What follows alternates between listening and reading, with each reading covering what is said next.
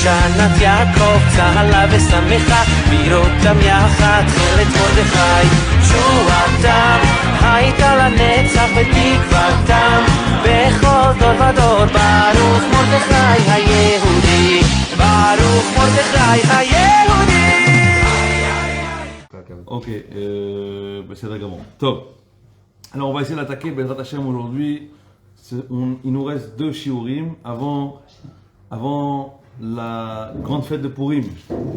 Pourquoi je vous dis ça avant la grande fête de Purim? Parce qu'il y a marqué dans Chazal, toutes les fêtes seront annulées au temps du Beth Amikdash, au temps du Mashiach, c'est-à-dire Bekarov, sauf la fête de Purim. Qu'est-ce qu'il y a dans la fête de Purim qui est extraordinaire? Qu'est-ce qu'il y a dans la fête de Purim qui va être retenu pour le Mashiach? Pourquoi la fête de Purim? Pourquoi toutes les fêtes sont moins importantes que Purim? De l'autre côté, on voit dans Chazal qu'il y a marqué Purim Keki Purim.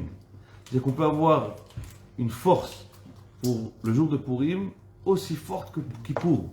C'est pour ça qu'on va s'attarder, aujourd'hui et la semaine prochaine, les 2 derniers cours qui nous restent avant Purim, à préparer la fête. Puisque préparer la fête, c'est pas forcément acheter que du vin et acheter de la viande, c'est surtout préparer la fête. On a 2 possibilités de se préparer à la fête. 1, avec la halachot, je vous laisse le soin de le faire tout seul, parce qu'on n'aura pas assez de temps de le faire, ni ce soir ni la semaine prochaine. Très simplement, la halachot, elles sont très faciles. En gros, il y a des mitzvot de la Chag, c'est Machatzet HaShekel à partir de ce soir, à partir de Rosh Chodesh, pardon, donc à partir d'hier, c'est 26 shekels par personne, à partir de 20 ans et plus. Moins de 20 ans, c'est pas obligatoire, mais c'est bien de donner. Et lorsqu'on donne, on dit Zecher le Machatzet HaShekel. Il y a une ségoula dans le Machatzet HaShekel de donner pour devancer les shekalim de Haman, alors on les devance. C'est pour ça qu'il faut donner au plus tard, avant la lecture de la Megillah, c'est-à-dire avant mardi soir, au lecture de la Megillah. Pourquoi? Parce qu'elle a une force, Machatzet HaShekel, une très grande force d'annuler les mauvais décrets chez la personne. Donc on donne 26 shekels par personne, toi et ta femme. Il faut que ta femme, tu donnes l'argent et qu'elle dise Zecher le Machatzet HaShekel, pas de donner stam comme ça. Et ça, c'est pour la halakha de Machatzet HaShekel. Ensuite, il faut avoir une Megillah kshera, sinon il y a un chumash, sinon il n'y a aucun problème. Il faut savoir qu'il faut bien suivre la Megillah. En gros, il ne faut pas rater. Vous allez voir que si jamais vous ratez, il y a des cas où c'est pas ça, il faut relire. C'est pour ça qu'il faut avoir des lectures pour les femmes, des lectures pour les hommes, et garder les enfants en temps et en heure. Comme ça, chacun il écoute tranquillement. Au niveau de la mitzvah de Matanot Lavionim, il faut donner 2 plats à des pauvres. Environ c'est 40 shekels pour les 2 plats par personne. On multiplié par le nombre de la famille. Donc si toi et ta femme c'est 40 shekels là, c'est 80 shekels pour le couple. Pourquoi? Parce que c'est 40 shekels, c'est plus ou moins 2 falafels. Ok? Aujourd'hui, une boisson falafel, c'est 20 shekels plus ou moins. Après, tu vas la vendre pendant 3 semaines. Si c'est 20 shekels, c'est 50 shekels. Chacun en fonction de sa poste. Tu n'es pas obligé le Ram Israël de donner une manade d'entrecôte à 350 shekels.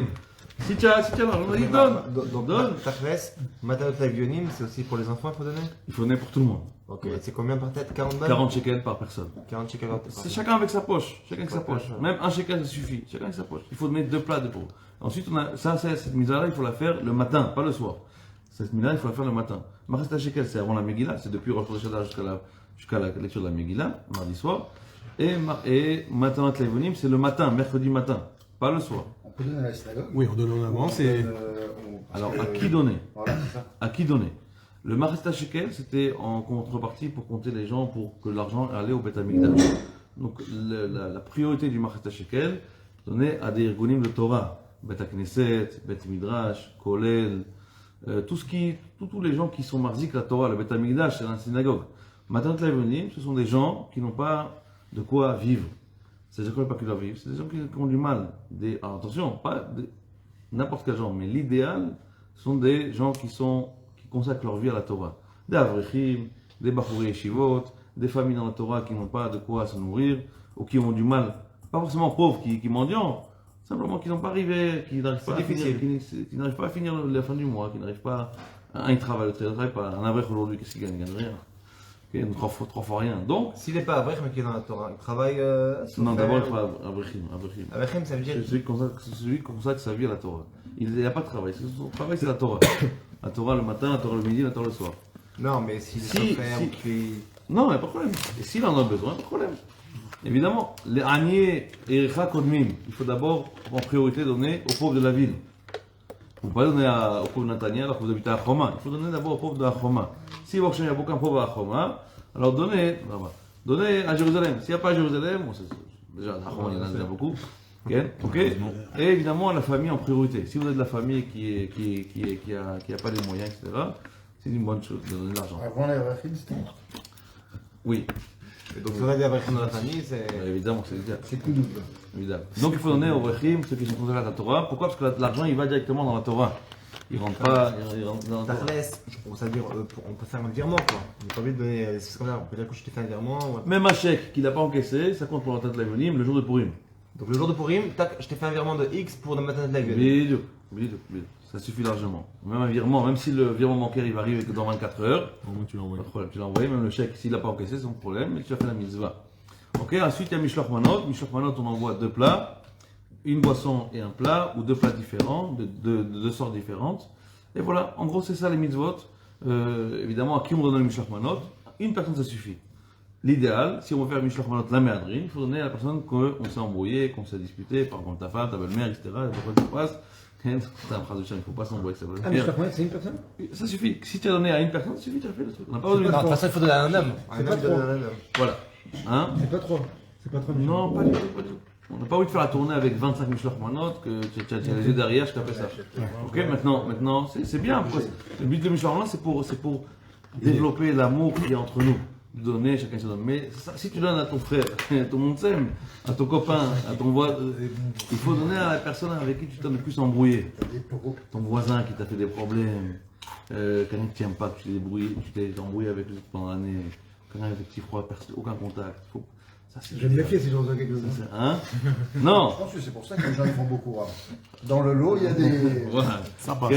Il faut mettre de plat, évidemment, un homme n'a pas le droit de donner à une femme, et une femme n'a pas le droit de donner à un homme. Dans ce cas, il faut envoyer les enfants. Si jamais tu te retrouves, la dame elle ouvre la maison, il n'y a personne.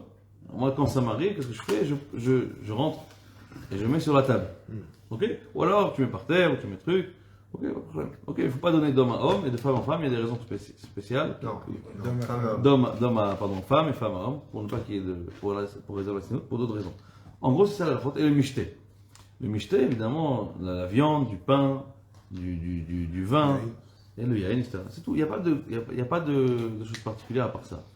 À part ça, nous, ce qu'il faut qu'on se prépare à la fête, à part la lachot, il y a aussi la Megillah. Il ne faut pas arriver à la Megillah paumée. Chaval.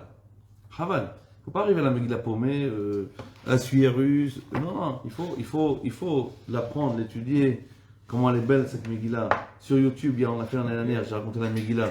Si vous voulez regarder, on a fait un show l'année dernière sur le récit de la Megillah. Ça vaut le coup de le revoir sur ma chaîne YouTube. Vous pouvez le voir là-bas, ou n'importe quelle chaîne, n'importe quel rave. Moi, écoutez la Megillah. Putain, pour comprendre l'histoire, les prakim, il y a 10 chapitres.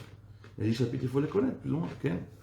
Et c'est la préparation de la fête, et aussi préparer au moussard de la fête. Nous, on va se préparer au moussard de la fête. Okay. Comme ça, on va savoir comment intégrer la fête en nous. Alors, tout d'abord, pour comprendre le moussard de la fête, il faut comprendre d'où Akadosh Baruch Hu nous a donné un décret aussi grave, et comment Chazal ils peuvent nous dire que la fête de Purim sera gardée ad vitam aeternam. Toutes les fêtes seront annulées, seront effacées, sauf Purim. Qu'est-ce qu'elle a cette fête? Les miracles qu'on a eu à Pessah, qu'on a eu à Shavuot, on a eu tout le temps des miracles, toujours des miracles. Qu'est-ce qui s'est passé? Pour cela, j'ai ralenti le rythme, pour cela, eh bien on va rentrer dans l'histoire. Et c'est une histoire extraordinaire. Regardez comment Kadosh Baruch Hu, il a été Bodek, Kol Echad Echad, regardez comment c'est extraordinaire. Il faut savoir qu'on est dans une période très grave dans l'âme Israël. Purim, c'est la période entre la destruction du premier Beth Amikdash et la construction du deuxième. Et la construction du deuxième? Voilà. C'est voilà, dans quelle période on est maintenant? Dans les 70 ans, c'est ça? Bidiou. Alors maintenant, il faut savoir une chose, c'est que le Beth Amikdash à Rishon a été détruit en l'an 3338 et il a été construit par qui le premier Beth Amikdash? Shlomo, le fils de David. Il a duré combien d'années? 410 ans. 410 ans. Entre-temps, il y a l'empire de Babel qui est venu et qui a détruit. À la tête de l'empire de Babel, il y avait qui? Nebuchadnezzar. Voilà Nebuchadnezzar Écris là, hein. Sur votre vote. Je suis hein. en direct. Fais-nous des commentaires. J'ai déjà partagé sur Facebook. Ken, Ken, c'est votre vote Hachem. Continue le show. Attends, ça va. Top. Alors, regardez bien. Donc là, on est dans la période où Achashverosh, pardon, pas Achashverosh, Mechila, le roi de Bavel, Nebuchadnezzar, il est là et il va donc attaquer Yerushalayim. Il a gagné. Il a tué tout le monde et le Beth Amikdash était détruit. Simplement, comme il était intelligent, Nebuchadnezzar, c'était un des plus grands empires, l'empire Bavel, c'est un des plus grands empires du monde entier. Comme il était très intelligent, eh bien, il a su comment gérer le Ham Israël après la destruction du Beth Amikdash. Pendant 18 ans, il a donné donc le pouvoir. Il était contrôlé. Ham Israël, Israël a été contrôlé par Nebuchadnezzar, simplement sous le règne du roi Joachim. C'est pas un nom qu'il faut donner aux enfants, ça, parce que c'était pas un bon roi. Il a aidé Nebuchadnezzar. C'était un juif? Sûr, sûr. Melech Yehuda, okay. Le roi Joachim, c'est pas des noms, disons que c'est un prénom qu'il faut éviter. Ok, c'est pas un nom qui porte chance. Donc le roi Joachim, il a été le toutou entre guillemets de Nebuchadnezzar pendant 18 ans. Nebuchadnezzar, il avait le contrôle de tout, mais c'était Joachim qui faisait toute la partie. Ok. Entre temps, ils avaient pris en captivité, des gens très importants. Ils avaient pris en prison des gens comme le roi Tzidkiyahu, un grand sadique, Tzidkiyahu Amelech. Ils l'ont pris en captivité avec beaucoup de juifs, évidemment, sans parler des nombres de morts qu'il y avait, le nombre de catastrophes qu'il y avait au Beth Amikdash. Ça a été pris. Okay. Et déjà, avant la destruction du premier Beth Amikdash, le prophète Yirmiyahu, il avait déjà annoncé la couleur aux juifs et aux non-juifs. Il faut savoir que le prophète, tout ce qu'il dit, ça se passe, ça se réalise. Okay. Il dit, le prophète Jérémie, dans le chapitre numéro 25, il dit que Jérusalem va être détruite complètement. Avant la destruction. Attention, il faut bien comprendre que Jérémie, il a eu aussi un rôle bien avant la destruction du temple de réveiller le Ham Israël. Ça a réveillé quelque chose? Voilà. Les gens, ils ont avancé? Voilà. Les gens, ils écoutaient? Voilà. Personne n'écoute jamais les rabbinim, de toute façon, c'est connu depuis Jérémie. Et c'est toujours comme ça. Les gens, ils font ce qu'ils veulent. Aval, il y a eu aussi des gens qui ont écouté, mais ça, c'était pas la majorité de Ham Israël, le Beth Amikdash était détruit. Il dit Yirmiyahu avant la destruction. Ve'avdu hagoyim ha'ele et melech Bavel 70 shana. C'est ce que tu as dit. Et l'empire de Bavel va régner à Jérusalem 70 ans. Ve'yakim lot 70 shana, et après, et au terme de ces 70 ans, efkod al melech Bavel ve'al hagoyahu neum Adonai et avonam ve'el eretz kazdim. Au bout de 70 ans, dans le terme de 70 ans, je mettrai fin à ce règne et on va les écraser. Et Ham Israël, il va donc être vengé et construire le second temple. Maintenant, c'est marqué dans le prophète Jérémie, bien avant que le premier temple soit détruit, avant que Nebuchadnezzar il a eu dans la tête de tuer le Ham Israël. Pendant ce temps-là, d'accord, on a le roi de Bavel qui s'appelle Nebuchadnezzar, qui a régné en Israël 45 ans après la destruction du premier temple. Ces 45 ans, ils ont été catastrophiques pour Israël, évidemment, les idolâtres, de partout, catastrophiques. Le fils de Nebuchadnezzar s'appelait Evil Merodach. Un nom très bizarre. Mais c'est quoi, voilà. Son fils, il a donc vécu en Israël, il a été le roi là-bas pendant 23 ans. 23 ans, il a été, à la suite de son père Nebuchadnezzar, il était roi en Israël. Donc si vous faites le compte 45, plus 23, ça fait 68. Combien d'années il reste? 2. Si la prophétie, elle est si vraie que ça, et que si les prophètes d'Israël, ils ont si raison que ça, il reste 2 ans. Maintenant, le roi Evil Merodach, il décède, et voilà que le fils d'Evil Merodach, Balthazar, marchez-moi, Balthazar, donc le petit-fils de Nebuchadnezzar, vient et règne en Israël pendant 2 ans. Ils se sont trompés d'un an. Alors, Maca. Maintenant, Balthazar, il a très peu. Ça fait que 2 ans qu'il est roi. Et. Il connaît la prophétie.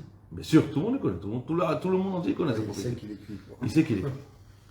Maintenant, il a très peur parce qu'il est en danger dans ses frontières avec les rois de Paras ou Madaï.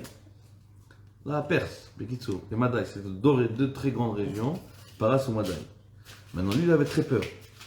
Pas parce qu'il était bientôt en guerre avec des grandes nations comme la Perse et Madaï, je ne sais pas comment on dit en français Madaï. Je ne sais pas comment on dit Madaï.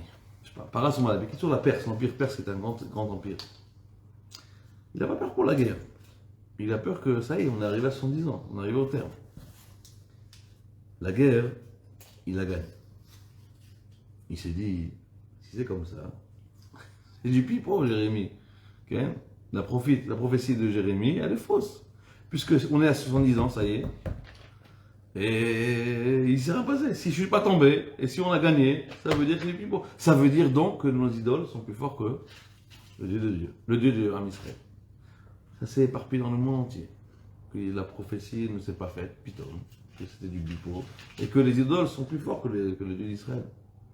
Évidemment, vous savez très bien que ça n'a pas duré longtemps. Ça. Balthazar, il a gagné un festin énorme. Pas parce qu'il a gagné la guerre, parce qu'il a prouvé que le Dieu d'Israël, ça vaut rien. Il a prouvé que les prophètes d'Israël ne valent rien. Et voilà que Balthazar fait un michté à tel point, c'était une catastrophe. Ils avaient donc, depuis Nebuchadnezzar, ils avaient volé les ustensiles du Beth Amikdash, du temple. Et ils avaient pendant ce michté-là, servi avec les carafes du Kohen Gadol pendant Kippour, tous les ustensiles, les couteaux, fourchettes, les plateaux en or, les trucs en or, tout le Beth Amikdash conservé Dieu, en plein milieu du festin de Balthazar, avec les idoles, avec la prostitution, débauche totale. Et regardez comment il a transgressé les kelim que le Kohen Gadol était là-bas pendant 410 ans. En plein michté, c'est la fête au village, maintenant, en plein michté, tout le monde se boit, mange, danse, la fête totale. Tout l'empire Babel est en train de danser avec Balthazar, pas sur la guerre, mais ils ont prouvé que les Juifs ne savent rien. Et voilà qu'une main arrive du ciel et vient écrit dans le mur du palais du roi, Balthazar, 4 mots. Méné, Tekral ou Farsin. Imaginez-vous, tout le monde a tremblé. Imaginez-vous. Moi j'y crois, ça, vous savez pourquoi j'y crois ça? Même s'il n'y a pas eu ce qui s'est passé à la guerre du Golfe, parce que vous savez que lorsque tous les ennemis arabes étaient contre Israël, Israël s'est retrouvé en quelques jours avec les ennemis entourés partout. Maintenant, le Sinaï, il y a une guerre au Sinaï. D'accord? Dans la guerre du Sinaï, vous pouvez le voir dans les journaux, dans les informations, vous pouvez le voir dans n'importe quel séminaire de Chazrim Betchouva, ils utilisent beaucoup ça. Les soldats égyptiens, Ils ont vu la botte. hein, ils ont vu une main du ciel, comme ça, ils ont vu une main du ciel. On a trouvé dans le désert des tanks, des voitures laissées, des jeeps laissés, ils ont rien qui courait, les chaussures des gens, les armes des gens, des soldats égyptiens. Ils l'ont dit, le Katin l'a dit. Comment vous voulez qu'on avance, tout ce qu'on va. Donc, moi, je peux y croire qu'une main elle est rentrée dans le royaume de Balthazar et écrit un truc sur le mur. Ça existait il y a 50 ans, ça existait. Donc il n'y a aucun problème de croire que. Il est dit, le général égyptien, il dit comment vous voulez qu'on avance si on voit une main et une armée d'anges venir sur nous. Ça s'est passé aussi chez Saint-Trérive. La bataille de Saint-Trérive contre le Beth Amikdash, c'est pareil. Saint-Trérive, c'est pareil. Alors, regardez bien. À partir du moment qu'il voit ça à Balthazar, il tremble de peur. Parce qu'il s'est dit, on a été trop loin. Trop loin. Alors, regardez bien. À partir de ce moment-là, Balthazar dit, tout celui qui arrive à me trouver l'énigme, donc à me résoudre l'énigme, je lui donne une quantité d'or indénombrable, je lui donne une couronne, enfin une chaîne qui représente la royauté, et je lui donne un tiers de mes biens. Si vous imaginez un empire comme Babel, un tiers, donne-moi juste 0,0001, je suis ma famille, petits-enfants. Regardez ce qui s'est passé. Je lui donne un tiers. Mais personne n'a réussi à comprendre. C'est de l'araméen, c'est des trucs, personne n'a réussi à comprendre. Et là, soudainement, arrive la femme de Nebuchadnezzar, la grand-mère de Balthazar. Et elle lui dit quelque chose d'extraordinaire. Elle lui dit au roi Balthazar, il lui dit, Adoni Hamelech, au lieu de dire mon petit-fils, il dit mon cher roi. C'est comme ça qu'il faut parler au roi. Ah, Tivael, n'aie pas peur. Pourquoi tu flippes maintenant? Pourquoi tu flippes? Tu flippes de quoi? Qu'une main qui arrive, on le connaît tous, que le Dieu d'Israël, on le connaît tous. Yesh ish echad b'malchutra. Il y a une personne dans ton royaume, c'est-à-dire en Israël, Asher ruach Hashem bekirbo, où le souffle de Dieu est en lui. Vechochmato kechochmat amelachim. Et sa chochma, elle est énorme. Nebuchadnezzar, ton grand-père, mon mari, lui-même, le respectait et le vénérait pour sa chochma. Et il a même donné comme poste, au temps de Nebuchadnezzar, en tant que ministre et proche du roi Nebuchadnezzar, quelqu'un où sa chochma, elle n'existe pas ailleurs. Un homme de Dieu. Comment il s'appelle? Jérémie. Hein? Jérémie. Non, Jérémie, c'est fini, depuis longtemps. Ouais, je le vois. Là, on est à 70e année après la section de Daniel. Daniel, le prophète Daniel. Ish Elohim. Et lui pourra te déterminer et te résoudre cette énigme. Et voilà que Daniel, il se fait inviter évidemment par le roi. Imagine-toi de recevoir un tiers de l'argent du roi. Et je sais pas si vous avez des sommes que même tous les plus grands riches du monde, ils n'ont pas. Et regardez un homme de Dieu, c'est quoi? Un homme de Dieu, regardez la force d'un homme de Dieu. Il dit Daniel à Balthazar, il lui dit At matanotra ten lacherim. Tes cadeaux, j'en veux pas donner à quelqu'un d'autre. Ta couronne en or, tes bijoux, tes diamants, ton or, ton oseille, et ton tiers de ton truc, mais prends, on va construire une synagogue. Les Khalachem, ils sont dans une tente maintenant, ils vont construire. Ok? Va, prends l'argent, fais quelque chose avec, il y a des pauvres. Il dit ton argent, je ne veux pas. Tu le donnes, tes cadeaux, tu les donnes à quelqu'un d'autre, pas à moi. Un homme de Dieu, c'est quelqu'un qui sait qu'une mitzvah, il ne faut pas qu'il la rende pour n'importe quel argent du monde entier. Il vient maintenant faire du Kiddush Hashem.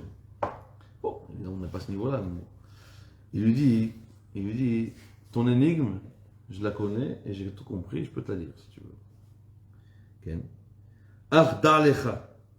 Ken. Non, je dis pardon. Lo ish matanot anochi. Moi, je ne suis pas quelqu'un qui aime les cadeaux. Comme c'est marqué dans la Gemara, sonné matanot tichye. Sonné matanot tichye. Celui qui déteste les cadeaux, il vivra. Celui qui attend que les cadeaux, il a une vie amère. Les cadeaux, ils sont les cadeaux. Même quand l'anniversaire, les cadeaux. Il ne faut pas aimer les cadeaux dans la vie. Est-ce que tu as c'est bien? C'est les enfants, ils ont droit les cadeaux. Tous les enfants, ils ont droit aux cadeaux. Jusqu'à qu'ils se marient, rattaché. C'est les enfants. Voilà, ça. Maintenant, le juif, il ne doit pas aimer les cadeaux. Pourquoi? Parce qu'il est marqué sonné matanot tichye. Celui qui déteste les cadeaux, il vivra. C'est pour ça qu'aujourd'hui, malheureusement, même dans les ergonim de Chesed, Kupataïr, tous les grands ergonim, même dans les galas des yeshivot, tu es obligé de donner un cadeau au donateur. Parce qu'il dit, mais qu'est-ce qu'on reçoit? On reçoit une mezouza, on reçoit un parchemin, on reçoit une megillah, on reçoit une voiture, on reçoit une tombola, on reçoit quoi? Et on n'en donne pas. On reçoit un voyage, on reçoit une voiture, on reçoit un billet, qu'est-ce qu'on reçoit? Donc évidemment, on est obligé aujourd'hui, on n'a pas le niveau de comprendre que les cadeaux, c'est grave, c'est pas bien.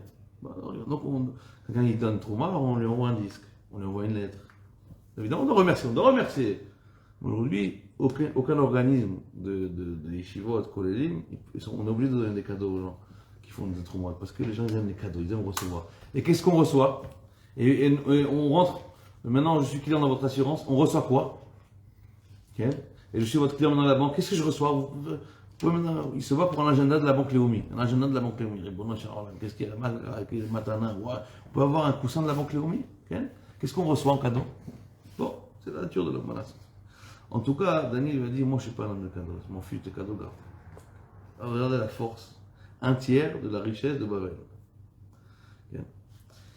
Il dit, je vais t'expliquer c'est quoi l'énigme, et voilà l'énigme. L'énigme c'est ça. Je vais vous le traduire. Méné. Dieu a compté 2 fois. Tekal, tu seras liquidé, ou Farsin. Farsin c'est le pluriel de Paras. Le pluriel de Paras, ça veut dire qu'il y avait Paras ou Madaï, les guerres avec les 2 pays. En gros, il a compris, Balthazar, que c'était la fin. Il a tremblé de peur. C'était la nuit, le soir. il a tout de suite écrit une lettre, une missive signée par le roi. C'est lui. Tout celui, parce qu'il savait que Koresh et Darius, comment on dit Koresh en français? Koresh. Le roi quoi, Darius, Koresh, je sais pas comment on dit. Koresh et Darius. C'était les deux rois de Paras et Madaï, la Perse. Les très très grands rois. Ils disent, je vais me faire liquider. Je vais me faire liquider cette nuit, c'est sûr. Donc il donne une missive signée par le roi à la police, aux armées, des Chomot, dans toute la ville. N'importe qui voudra rentrer cette nuit, vous le tuez. Même s'il vous dit que c'est un proche du roi, et même s'il vous dit que c'est le roi. La douille. Et regardez comment Dieu il est là, il est présent bien avant pour lui. Il a déjà tout organisé, tout, il a tout fait cuire comme il faut. Lui-même il s'est tué avec sa propre bouche, Balthazar. Il a signé, il a tamponné, la missive est partie dans tout le pays, tous les Chayalim, ils sont en poste, il sait qu'on va se faire liquider. La prophétie de Jérémie est vraie, on va se faire liquider. Quand tu vois une main qui arrive comme ça, qui t'écrit dans ta maison, tu bouges plus là, c'est bon. Imaginez-vous, il y a une main qui arrive de Dieu, qui t'écrit dans ta maison, tu vas te faire liquider. Il tremblait de peur, Balthazar. Tremblait de peur. Le problème, c'est que Balthazar, il était un roi. Et n'importe quel roi, à l'époque, c'est pas de la beauté et de la grandeur d'un roi de faire ses besoins, comme tout le monde. Comment c'est ça dans la Torah? C'est marqué dans la Torah qu'il y avait un très grand roi qui faisait quoi? Le roi Paro. Comment les gens, ils le prenaient pour Dieu? Oui, dans le Nil. Parce qu'il dit, ouais, il fait pas ses besoins. Il y a Kroliot, moi j'ai jamais vu toilette. Alors c'est un dieu, c'est pas un homme. C'est comme ça qu'ils ont cru que c'était un dieu. Mais qu'est-ce qu'il faisait lui, cet imbécile? Toutes les nuits, tous les matins, il allait dans le Nil, il faisait ses besoins en cachette. Un roi, il allait faire ses besoins en cachette, loin du palais. Comme ça, il est Kilo. C'est pas un homme, c'est un dieu. Donc il n'y a que la nuit qui faisait ça, dans la journée il ne pouvait pas venir. Il ne faut pas qu'il se fasse voir. Le roi, il s'arrange. Alors quelqu'un l'a remplacé. Non. Il était discrètement parti dans le. Paro, c'était dans le Nil. Tous les rois étaient comme ça. Quand tu dis ça, c'est pour ça un peu à Paro. C'est Paro, c'est pas tous les rois. Tous les rois étaient comme ça. Tous les rois étaient tous les rois, il s'est pas tous les rois étaient comme ça. C'est pas du caveau du roi de faire ses besoins parce que tout le monde doit le voir comme une idole. Et ce qu'ils ne savaient pas, c'est que Dieu a tout manigancé d'abord. Donc la lettre est signée.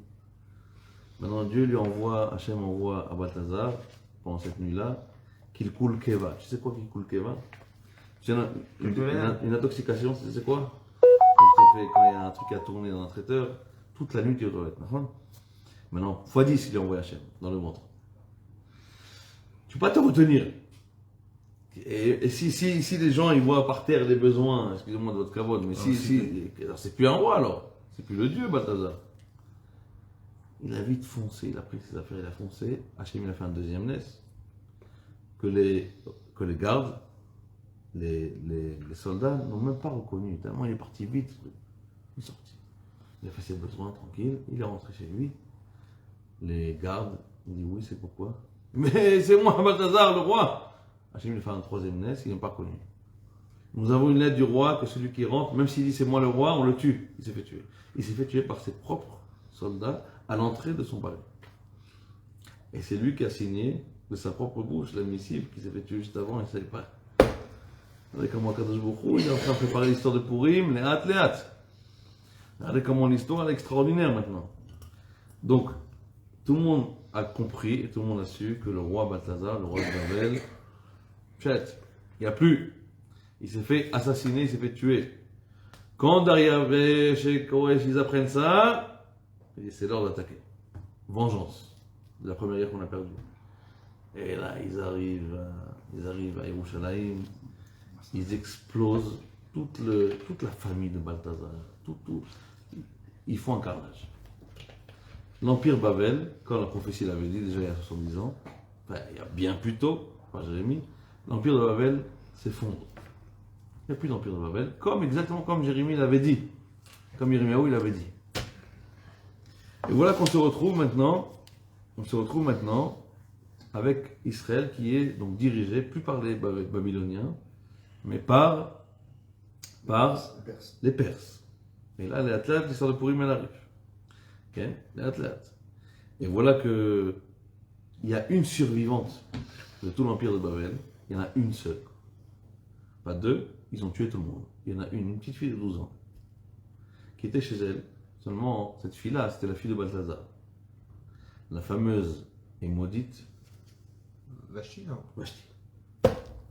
Vashti, la fille de Balthazar, elle était tranquille. Alors, le palais était immense. En pleine nuit, quand Dariavesh et Koresh sont venus attaquer, elle était en train de dormir. Elle avait 12 ans. Elle entend des cris de gens, ouais, balagan, le feu, les épées, les trucs, balagan, c'est quoi ce balagan? Elle se lève. Vashti, c'est la fille de Balthazar. Oui, la petite fille, l'arrière-petite fille de Nebuchadnezzar. Et là, voilà qu'elle va chez son père, il faut traverser, courir de l'Armon. Et qui elle voit dans la chaise de son père? Dariavesh. Dans la chaise du trône de Balthazar, elle voit Dariavesh. Et là, elle a compris que elle voit du sang partout, des gens partout par terre, elle a compris que c'est fini. Elle se prosterne. Elle embrasse les pieds de Dariavesh, donc ne me tuez pas, ne me tuez pas, ne me tuez pas, ne me tuez pas. Et ils ont réussi à sauver la fille de Balthazar, Vashti, qui avait que 12 ans. Regardez comment Pourim se prépare à l'athlète. Regardez comment Kadosh Baruch Hu fait les choses. Okay. Maintenant, lorsque Dariavesh il a vu ça, lorsque Dariavesh il a vu la grandeur de Dieu, il a tremblé de peur de Dieu, Dariavesh. Il avait vu tout ce qui s'est passé. Il a vu encore les écriteaux sur l'Armon, dans le palais. Il a dit, je jure pour que le Dieu d'Israël me protège, je jure qu'un jour, je reconstruirai le deuxième temple des Juifs. À mes frais. Alaï. À mes frais. Pour que le Dieu me protège et pour que Dieu ne se range pas de moi. Il ramène les kelim du Beth Amikdash à Jérusalem, il les garde, il n'utilise pas pour ne pas profaner les kelim. Et le temps est passé, il oublie, il zappe. Complètement, il a zappé. Okay. Maintenant, comme vous le savez, jusqu'à aujourd'hui c'est le cas, au Maroc par exemple, il y a des grandes familles juives. Les plus grands conseillers des rois de tous les temps, C'est des juifs, toujours. le roi d'Espagne, c'était le Rambam. Ouais. Okay. Le roi du Maroc, les familles juives du Maroc. Okay. Les grandes familles, on va les dire, parce que bon, voilà, il faut respecter leur nom. Okay. Et toujours c'est pareil comme ça partout dans le monde entier. Les juifs, c'est les meilleurs conseillers des rois. Ok. Le roi Dariavesh, il avait un très.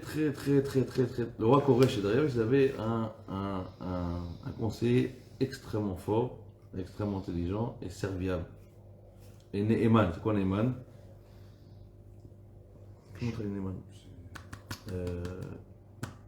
Agréable. Pas, non, Neeman, c'est-à-dire qu'il était. On peut lui faire, fiable. Fiable, on peut lui faire confiance. Il s'appelait comment? Zerubbabel. Zerubbabel ben Shaltiel. Okay. Zerubbabel ben Shaltiel. Un beau jour, pour lui remercier, parce qu'il était un peu âgé, Zerubbabel, après des années de service, il s'est donné corps et âme pour le roi. Corps et âme. Il dit maintenant, tout ce que tu veux, je te donne. Tout ce que tu veux, je te donne. Demande-moi ce que tu veux, je te donne. Il lui dit, écoute, je veux rien, je veux pas d'argent, je veux pas de cadeaux, je veux rien. Tu avais promis il y a longtemps. Tu te rappelles, tu avais une promesse, tu ne l'as jamais faite.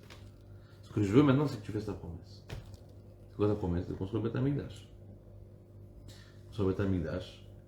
Et là, il a dit, tu as raison, c'est ce que tu veux, je le fais. Et là, il a commencé à prendre un très très grand architecte, un des plus grands sadikim qu'on avait dans l'époque, qui s'appelait, qui c'est qui a construit le deuxième temple? Numéro 10. Pas Noir Mix, non.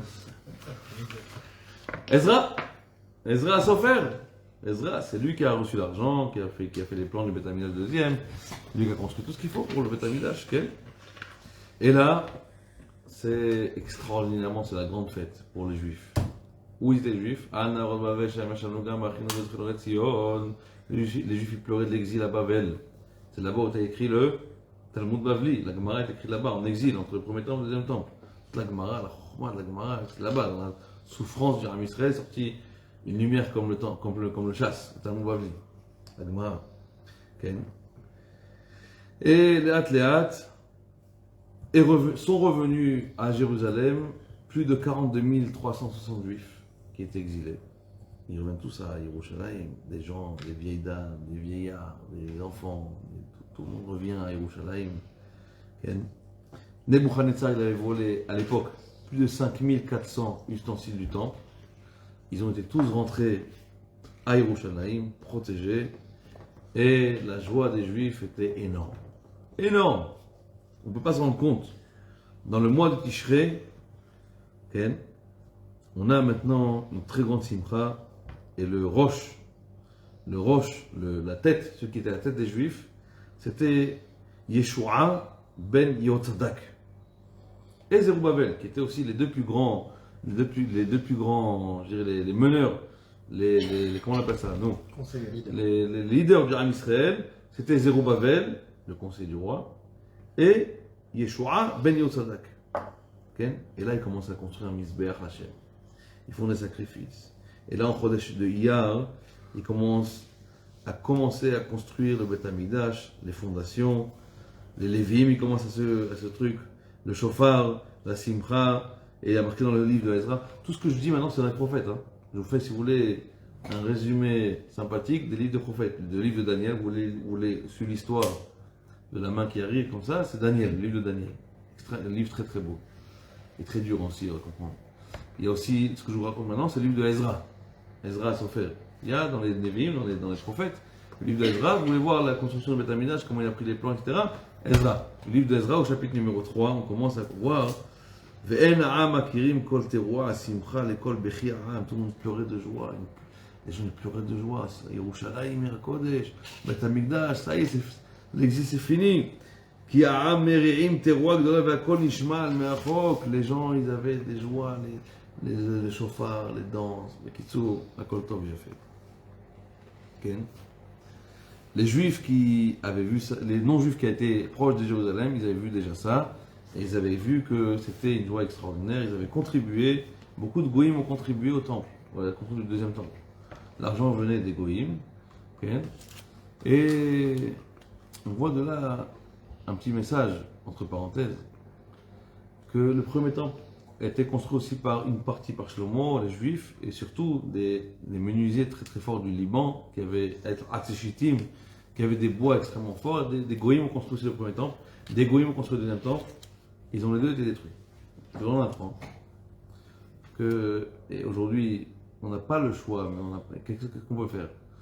C'est moitié prix, des fois c'est 3 fois moins cher, la main d'œuvre qui n'est pas juive, en Israël. Des fois on construit des synagogues par eux, des Beth Midrash. Et tous les temples qui sont construits par leurs mains, ils ne sont pas éternels. Par contre, il y en a un qui n'a jamais été détruit, le Mishkan de Moshe. Le temple de Moshe, c'était pas un temple, hein, mais c'était le Mishkan, lui n'a jamais été détruit. Il était bougé, transporté pendant 40 ans. Jamais le Mishkan de Moshe a été détruit. Parce que c'était que des juifs qui l'avaient géré. Mais bon, pour voir de là, c'est que des fois, le rabbin Simegan disait, je préfère donner l'argent à un juif qui coûte 3 fois plus cher plutôt que de donner quelqu'un qui me maudit quand il met des pierres chez moi. Ouais, mais si on prend des travaux, en général, les équipes, c'est des Arabes. Le Calvaire des Juifs, les équipes, c'est des Arabes. Ok, alors c'est déjà mieux que de tout faire. C'est vrai, c'est plus cher. C'est vrai, c'est 3 fois le prix des fois. C'est vrai. Et quand tu vas monter un Beth Amikdash, un Beth Knesset, un Beth Midrash, une Yeshiva, chaque don il est crucial, tu vois. C'est vrai. Mais malheureusement on n'a pas le choix aujourd'hui, mais il vaut mieux faire ça que rien. Mais Bekitsour, on sait très bien que la main d'œuvre qui n'est pas juive, qui construit nos maisons, ils font en sorte qu'il y ait des problèmes quelques années après. Comment ça, tu peux voir ce qui se passe en dessous des trucs? Non, pas voir. Mais ils savent très bien, ils mettent des pierres, comme ça, un beau jour, ça explose. Okay? Ça explose, c'est pas que ça va pas exploser. Il faudra tout détruire et tout remettre. Il ne faut pas avoir confiance. Ou ils mettent dans les chiroutimes, c'est très connu, des pierres quand c'est bloqué. C'est connu. Et qu'est-ce qu'ils font maintenant qu'ils construisent? Ils font leur prière, ils nous maudissent pendant la prière.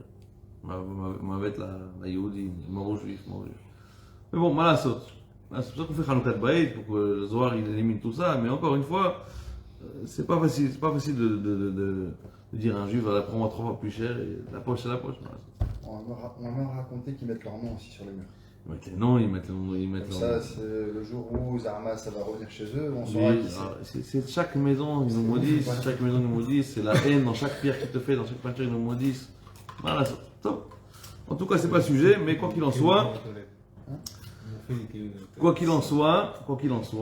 Achashverosh, le fameux Achashverosh, le roi de Perse, le nouveau roi, s'est marié avec Vashti. Est-ce que vous comprenez maintenant d'où provient la Megillah? C'est pas Vaï bimé Achashverosh ou Achashverosh Amoulay. Ça n'a pas commencé d'ici l'histoire. Regardez comment lui il a déjà tout organisé. Si vous voulez, j'ai fait un show sur la Megillah racontée. Regardez-le sur YouTube.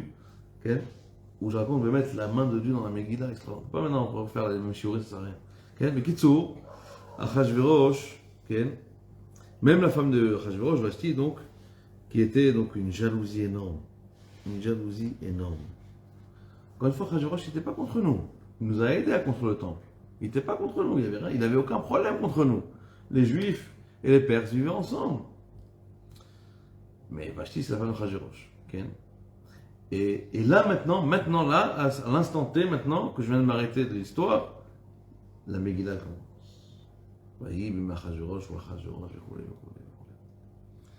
Regardez, parce que, regardez comment Akadosh Baruch Hu,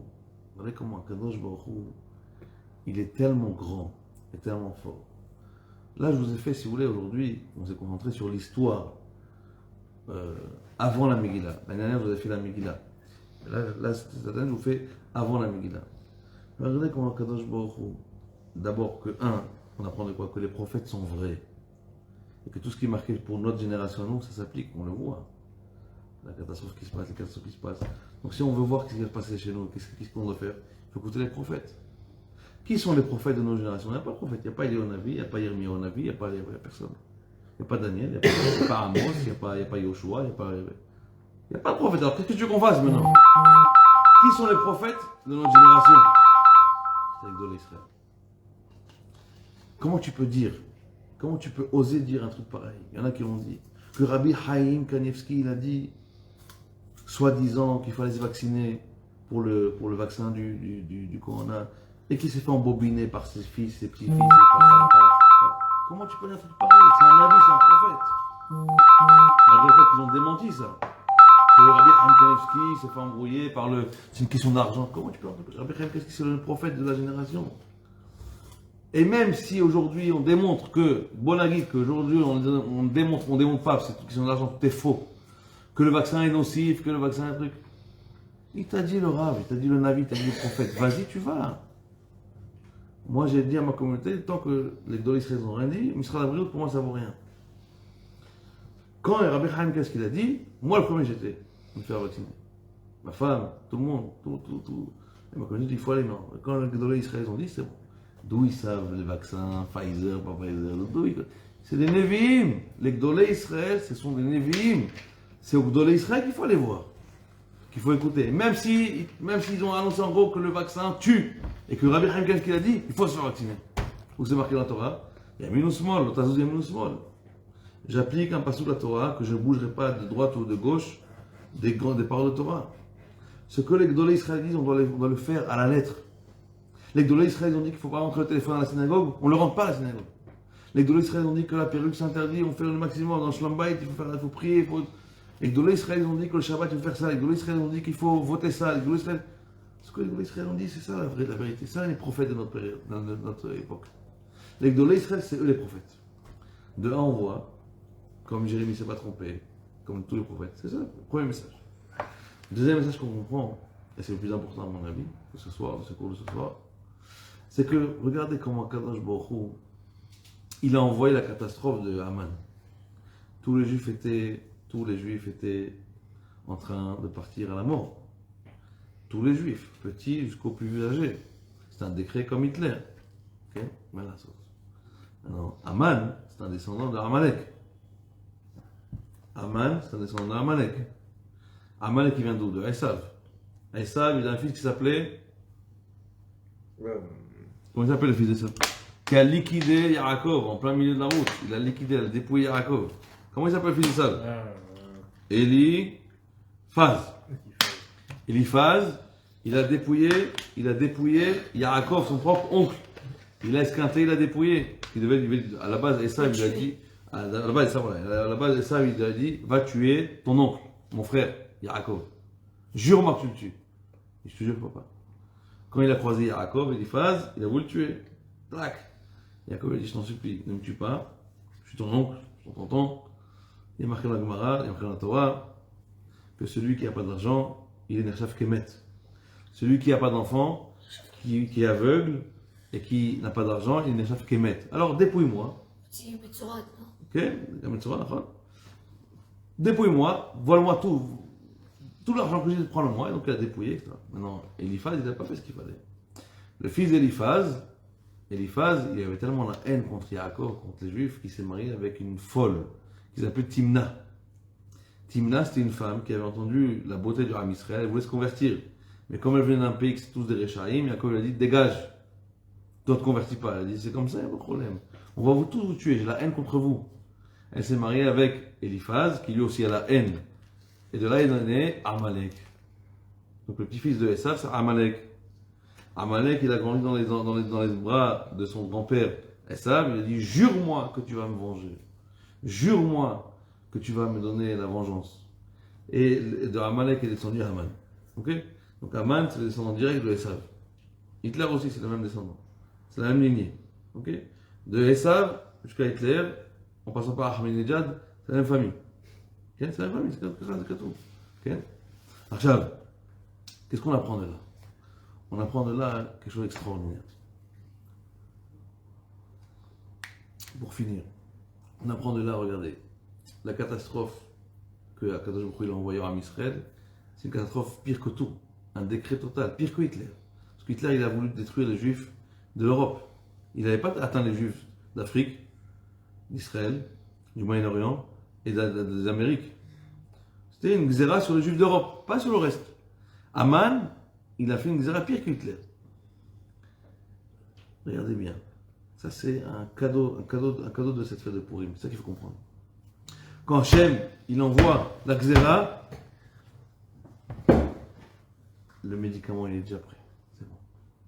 T'inquiète pas. C'est comme ça de toute façon. Hachem il envoie toujours le médicament. Akadosh Baruch Hu, il envoie la troufa l'ifner.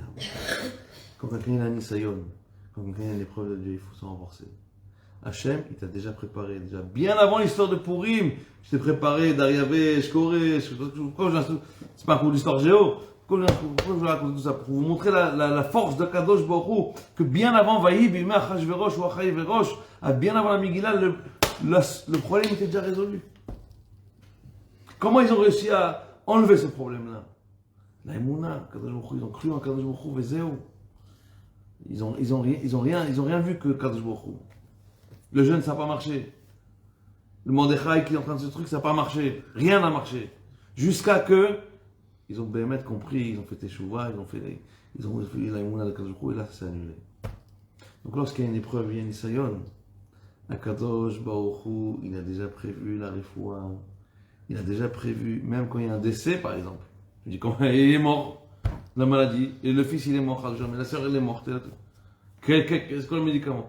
Hachem il a déjà prévu comment on va s'occuper des orphelins. Comment on va s'occuper. Hachem il a déjà tout prévu.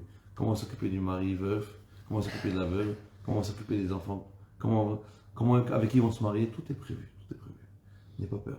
Quand quelqu'un est en Isayon, il faut qu'il soit convaincu que Hachem il est là. Qu'il y a un Dieu dans le ciel qui a tout prévu, qui est là pour nous protéger, qui nous aime, et que le médicament, il est déjà là. Il ne faut pas lâcher la Emouna. C'est ça le plus important dans l'Inisayon. C'est pour ça que je raconte toute l'histoire de Purim. C'est pour ça que la fête de Purim, c'est une fête qui ne va jamais s'effacer. Voilà ce que vous pouvez raconter à table Shabbat demain soir. Voilà ce qu'on peut raconter au Mishté. Okay. Et le but du Mishté, après on parlera la semaine prochaine d'un autre sujet sur Purim. Pas de la Megillah parce qu'il y a un jour sur la chaîne, pas d'avant la Megillah parce qu'on l'a fait ce soir, mais on va parler de la force de Purim et qu'est-ce qu'on va se renforcer dans le moussard de Purim. Baruch Adonai Olam. Amen. Amen.